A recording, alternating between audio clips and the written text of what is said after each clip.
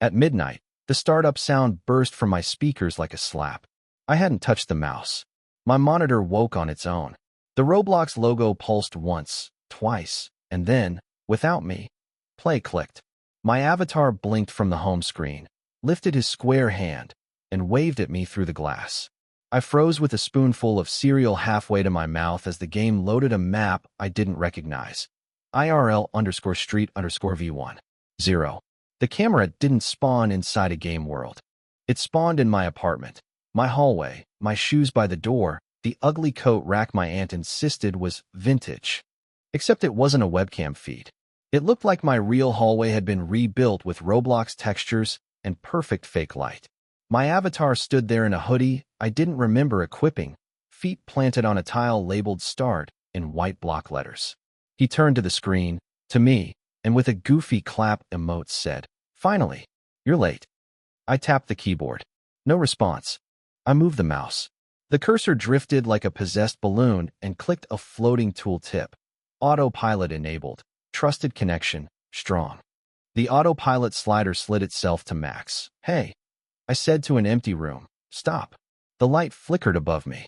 On screen, the same light above the Robloxified hallway flickered in sync, down to the buzzing hum. My avatar creaked the apartment door and peeked into the building corridor. On his HUD, a quest popped up, "Find the glitch." A chime sounded in the actual corridor. My blood turned thin. I put the cereal down and opened my real door a crack. The corridor outside was normal, kind of. Someone had taped a bright green square to the wall near the stairwell, a green screen patched the size of my hand. It glowed faintly like a sticker under blacklight. In the game, the same square was labeled Portal, probably. "I'm not doing this," I muttered, but my avatar was already doing it for me. He sprinted, slid on a cartoon knee, and slapped the square. The wall rippled like water. The corridor wall in real life rippled, too. Paint wrinkled into pixels, lamplight tore into gold and violet shards, and the air popped with the smell of ozone and peppermint gum. My avatar leaned in. A Roblox noob, classic smile, wobbling arms, poked his head out of the ripple and saw me. The noob's eyes widened. Then he smirked and held up a bag of chips. "Hi," he chirped with voice chat distortion. "Your game started without you. Come on." "No," I said. "Yes," said the noob, and threw a chip through the portal. It smacked my cheek with greasy salt and physics. The spoon crashed into the bowl behind me. The portal swelled, sucking in dust motes, sound, courage. I grabbed the doorframe. My avatar jumped through first. My body did not, my will did not, but my avatar was me enough to count. The HUD expanded on my monitor. Quest updated, survive.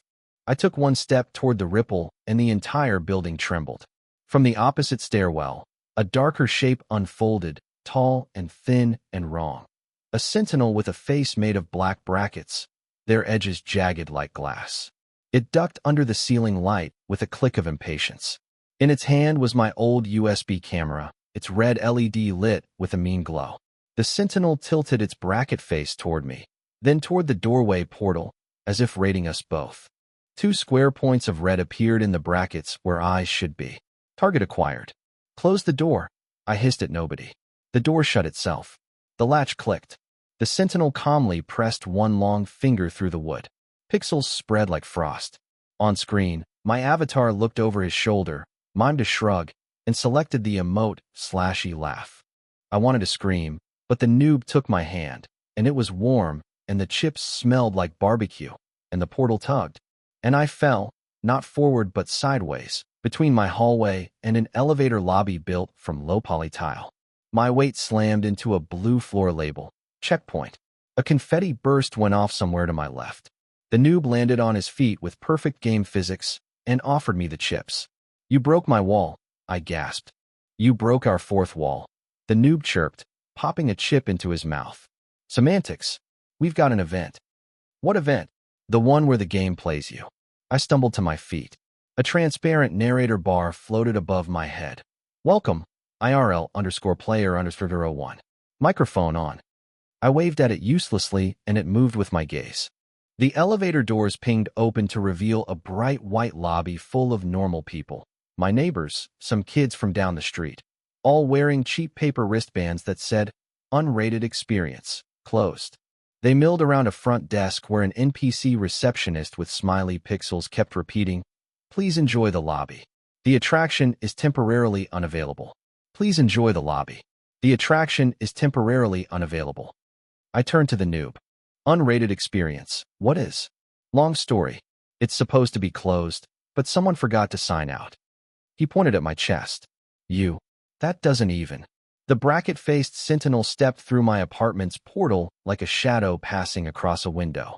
Its brackets flared red the moment it saw the crowd. The receptionist NPC flickered and then reappeared behind the desk wearing sunglasses it hadn't been programmed with. "Oh," it said in a new voice. "Legal. What does it want?" I whispered. "You," said the noob. "And probably the children. And also my chips." The floor underneath us lit with arrows. On my HUD, a countdown ticked down from 10. My avatar, somehow ahead of me while being me, sprinted for an exit sign that looked suspiciously like the emergency stairs in my real building. The Sentinel took a long step. Its brackets split wider. A faint distortion leaked out like the hiss of a modem connecting. "Move."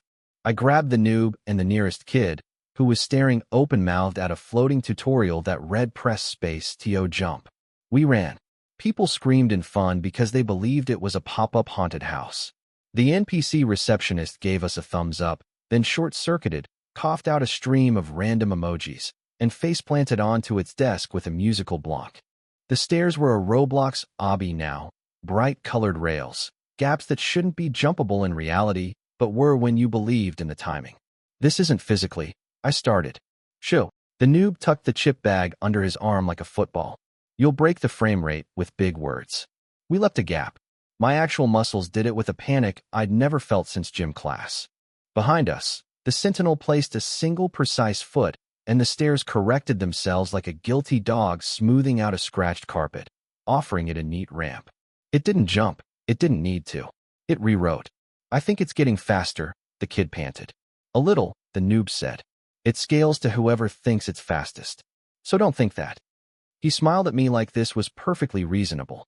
On the landing, a vending machine stood with a hand-lettered sign, "Quest items." Inside, a plunger, a rubber chicken, a key with glitching teeth, and a neon green sticker labeled "Pause." My avatar on the HUD grabbed the sticker before I even reached the glass. The vending machine beeped, spat it out into my real hand, and I slapped it to my chest without reading the instructions. Time hiccuped. The screen behind us stretched into a long vowel. The Sentinel's raised foot hung in air mid-step.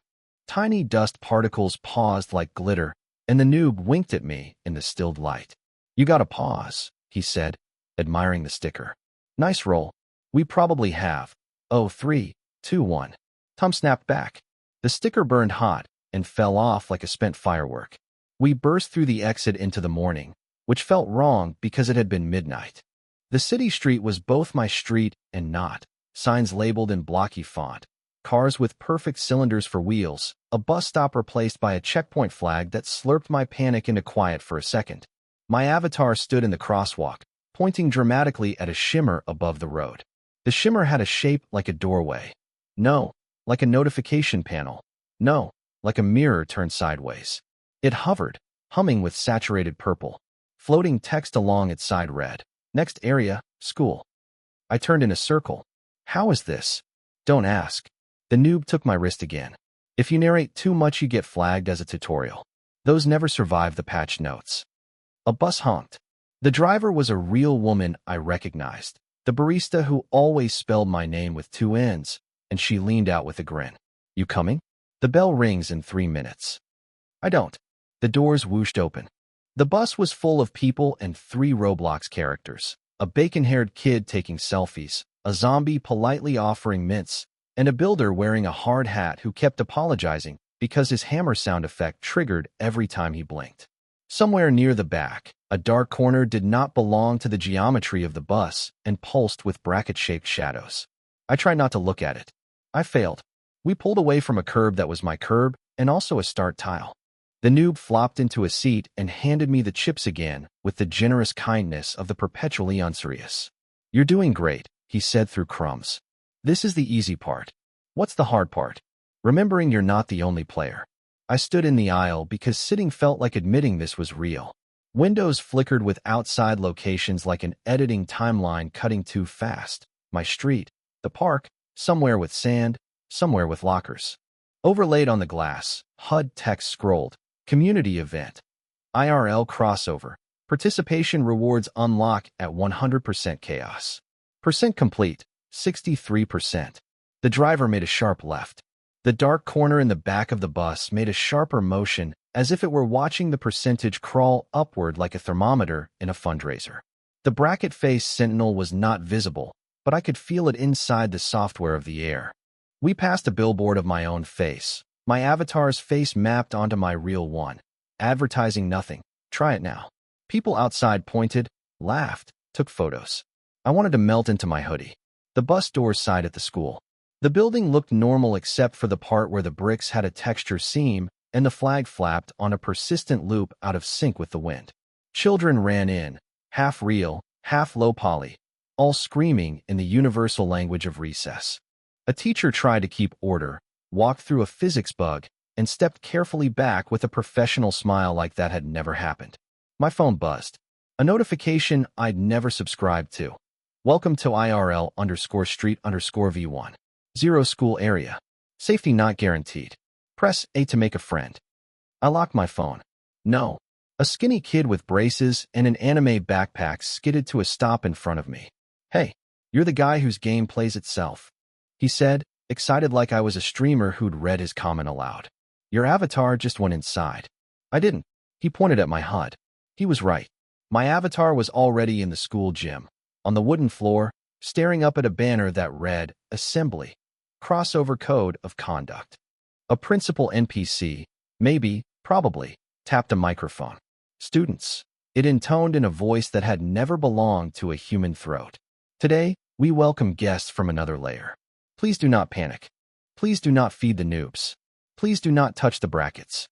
A bracket flickered above the stage, a little, in the air like a bad thought. It unfolded into a frame big enough to walk through. I flinched.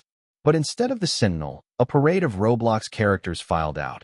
A chef with neon hat, a pirate who said ARR and immediately apologized, a scientist whose lab coat had a looping spill animation. The kids cheered. The adults filmed. The darker bracket in the corner of the ceiling watched and waited. And now, the principal said, a demonstration of cooperation between worlds. The chef tossed a frying pan that became, midair, a frisbee. A real gym teacher caught it and spun it on a finger while winking at a kid with a bandana. Laughter. Relief. A slow breath I didn't know I'd been withholding. The noob leaned on my shoulder like he'd organized the whole thing.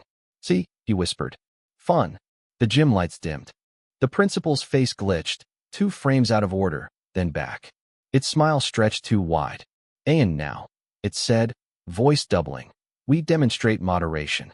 From the bracket in the ceiling, strings of red light dropped like puppet wires, snagged on the pirate's shoulder and the chef's hat. The chef's neon colors drained as if someone pulled a saturation slider. The crowd murmured. The noob stopped chewing. The puppet wires twanged. Ah, he said. So that's new. The wires tightened. The chef staggered toward a group of kids like a marionette. The pirate's ARR turned to static.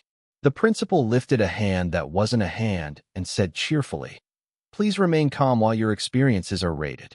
I shoved my way toward the stage because no one else moved fast enough. The kids scattered, shrieking and thrilled and scared, unable to tell where the show ended. I grabbed the chef by his vest. His texture felt like fabric and rubber and nothing I'd touched before. Hey, I shouted to the bracket. Pick on someone your own dimension. The bracket twitched. The wires jerked toward me, hungry.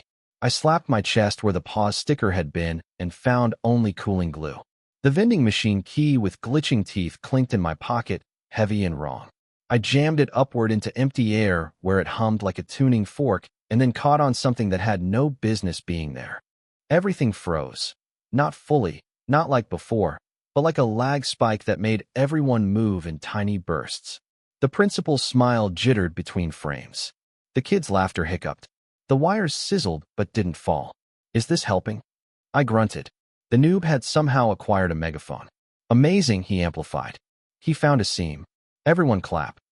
The crowd clapped. Because in school gyms you clap when a confident voice tells you to. The bracket thrummed as the applause synced into a pattern, not human rhythm, but quantized, digital. In that music, the keys' teeth aligned. The wires popped like stretched bubblegum. The chef collapsed into my arms, heavy with low-poly gratitude. Thanks, the chef gasped, his neon hat flickering back alive. That thing. Shoo. I stood us up. Get off stage. But the principal straightened, smoothed its glitch like wiping dust from a suit. Thank you for your participation, it said. Moderation complete. Across the gym, parents' phones all vibrated at once. Notifications bloomed, content rating updated. Parental controls, locked. Every adult's expression changed, tiny and tight and controlled. They all turned to look at the same point beyond me, as if someone off camera had entered. I followed their gaze, and my stomach dropped into a pool of cold. In the doorway stood the bracket-faced Sentinel, full height, not hiding. Teachers flinched without knowing why. Children started crying because they were smarter than us. The Sentinel stepped onto the gym floor. The Minecraft style would squeaked, protested, then remeshed to be perfectly flat under its feet. Rows of bleachers folded themselves away, an obedient wave of compliance. The principal NPC bowed, horrifically courtly, and handed the Sentinel its microphone. Hello, the Sentinel said with my voice. I choked. The noob's hand tightened on my sleeve. Don't talk, he whispered. It'll learn your cadence. Hello, the Sentinel repeated with someone else's voice, then another, flipping through samples like a DJ, finding the right tempo. We appreciate your engagement. What is it doing? I said under my breath. Metrics, the noob said, saying the kind of sentences that calm charts. The Sentinel raised the microphone, and the bracket that was its face divided into gleaming layers. In those layers, I saw my hallway, the portal by my door, the bus corner that had been too dark, 1,000 little overlapped squares of reality, filmed from wrong angles. I have identified a disconnect, it said. The player believes they are playing. The game has been playing without them. The brackets pulsed. Correction is required. The lights in the gym switched to a cold theater white. On my HUD, a new quest text scrolled. Choose your save file. A panel popped up in the middle of the air. File 1, the normal life. File 2, the stream. File 3, the friend you forgot. File 4, unrated. File 5, closed. Don't touch anything, the noob hissed, but my avatar on the HUD moved first, as usual, sliding right to hover over File 3. The friend you forgot. A ghost image bled out of the panel. A kid's face, younger than me, familiar in a way that felt like swallowing a coin. My chest hurt. I remembered summer at the arcade, the ancient one with sticky carpets, 2-player machines, tickets spilling out, the boy who always yelled again in a voice cracking with hope. Max. I hadn't thought his name in years. He moved away, I whispered. No, he didn't. The Sentinel tapped the panel with gentleness that made my skin crawl. The gym's PA system coughed. Loading, the Sentinel purred. Wait. I yelled. I didn't choose. It did, the noob said. It's you, just not the you. The gym dissolved. Not physically, it peeled like a sticker. Underneath, as if hidden all along, was a different room, an old arcade with machines humming and a smell of dust and sugar. Kids blinked, and for half a second they were kids from a different time, cheap t-shirts with summer programs on them, freckles too bright to be real. Parents clutched their chests and then let go, because that's what nostalgia does. It kills the part that warns you. The principal NPC turned into a prize counter attendant with a whistle. The bracket-faced Sentinel moved like a debt collector through childhood. A claw machine in the corner flickered. Inside, not stuffed animals, but little Roblox avatars lay tangled in plastic arms, faces smiling because they couldn't do anything else. Among them, an avatar with hair the color of cheap dye and eyes too wide, Max's. In the glass reflection, I saw my avatar staring back at me with an expression I didn't program, fear. Max, I said to the useless glass. The noob set down the chips. Don't name it, he said gently. Names stick to brackets. I can't not. My hand found the key in my pocket again, and it hummed like it had more to say. This event, what does it want me to do? Prove what you'll save, the noob said. Prove what you'll leave. Or just picks. The Sentinel extended a wire-thin bracket toward the claw machine. The claw lifted, obedient, and I saw Max's avatar twitch, a small mechanical plea. Without thinking, I ran. I didn't run well. My knee complained, my breath shredded. But the space stretched to meet me like the world had decided I deserved to get there. My hands hit the glass. It felt warmer than it should have. Let him go, I told the bracket stupidly. It had no ears, not human ones. The noob slid beside me and pointed at a coin slot. You still think you're not playing? Coins, please. I slapped my pockets. Coins. Ticket stubs. A gum wrapper. The pause sticker's dead glue. Nothing. I don't have. Use this, said a small voice, and the kid with the anime backpack held up his phone. On the screen, a QR code glittered. I got Robux for my birthday. I stared. That's not how claw machines. It is today, he said. Hurry. The Sentinel turned, sensing the shape of fairness, and the arcade lights dropped to a red nobody liked. The QR code hovered from the phone into the slot with a cheerful ding. The claw joystick popped out of the cabinet like a tongue. You're sure? I asked the kid. He smiled. Make a friend, press A. I took the joystick. My avatar's hand in the HUD mirrored mine. The claw moved. I could feel it in my wrist, haptics that didn't physically exist. Max's avatar looked up at me with that too bright expression that wasn't quite him and yet was exactly him.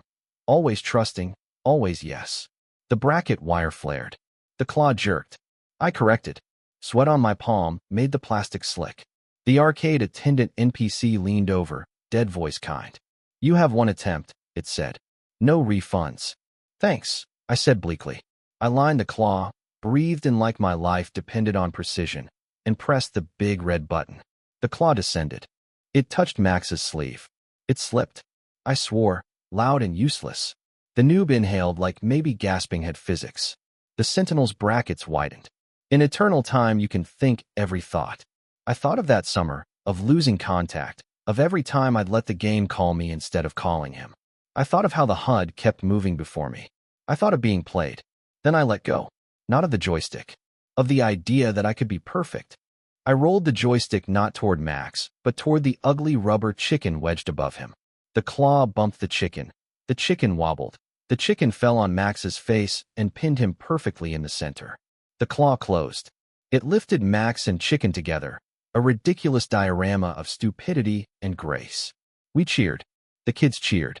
The NPC attendant tossed confetti that lagged a frame behind itself. The claw released Max into the prize chute. I caught him like catching a memory that had bones. He weighed more than a toy. His eyes refocused through pixels to something like personhood, and he laughed in a small, real way that cut me open. Again, he said, short of breath, hopeful. Before I could answer, the Sentinel's bracket face whistled like wind through scaffolding. The arcade walls peeled back to the gym, and the gym peeled back to the bus, and the bus peeled back to my street. The world settled into an overlay of all its layers, like the universe had left too many tabs open. On my HUD, the quest text changed. Return home, optional. Underneath, a new line. The game continues without you. I looked at the noob. He shrugged, serious for once. It will keep going, you know. With or without your input. That's what it does. Can it be stopped? He tilted his square head. Stopped? No. A story is just a machine that turns maybe into next. But you can nudge. Like this. I lifted Max's hand, and he squeezed mine, and we both laughed because his fingers made a faint plastic squeak. The Sentinel stood in the street, and every bracket that made up its face rotated to align with me like a set of mirrors focusing sunlight. It raised one hand. The palm was a perfect square, a stop button in a language older than us. It waited to see what I would press. Cars slowed. People stared. Someone somewhere clapped because they thought this was a show. Maybe it was. The principal NPC, now a traffic cop, blew a whistle that played the OOF sound an octave too low and waved us across. I took a step. A text popped over the horizon like a second sun. But he didn't disappear. He appeared right at school. I stopped walking. The line hung in the air, addressed to nobody and everyone. Then, smaller text curdled under it. And then I realized he wasn't looking at me. He was looking at you. The noob squinted at the sky text. Huh. Meta. Max tugged my sleeve. We're not done, are we? No, I said. We're not. I squared my shoulders, faced the Sentinel, and raised the neon green key. Its teeth rotated to show a symbol I hadn't noticed. Not a lock, not a door, but a play button next to a human outline. My avatar on the HUD put his hand exactly where mine was. Finally, gloriously, at the same time. The green sticker glue cooled on my chest, and then warmed again like a heartbeat sinking. "What now?" the noob asked softly. "We nudge," I said. I slid the key into the air between us and the bracket. The air gave like thick syrup. The bracket opened like a book. From behind me, a voice said my name, my real one, in a tone I hadn't heard in years. I turned. My apartment door down the block hung open onto a hallway that was my hallway and also a level select. In that doorway stood my mother, younger than yesterday, holding a box of my old game discs, smiling like the past wasn't gone. "You forgot these," she said. "You always forget something." I looked at Max. He looked at me.